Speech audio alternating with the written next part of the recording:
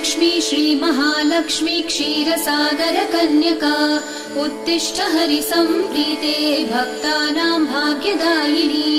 श्रीलक्ष्मी श्रीमहालक्ष्मी क्षीरसागरकन्यका उत्तिष्ठ हरिसम्प्रीते भक्तानां भाग्यदायिनी।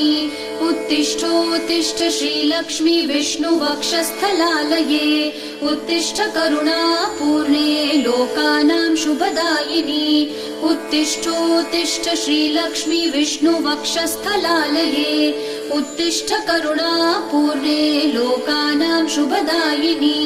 श्रीपद्ममध्यवसिते वरपद्मनेत्रे श्रीपद्महस्तचिरपूजित पद्मपादे श्रीपद्मजातजननी शुभपद्मवक्त्रे श्रीलक्ष्मी भक्तवरदे तव सुप्रभातम्।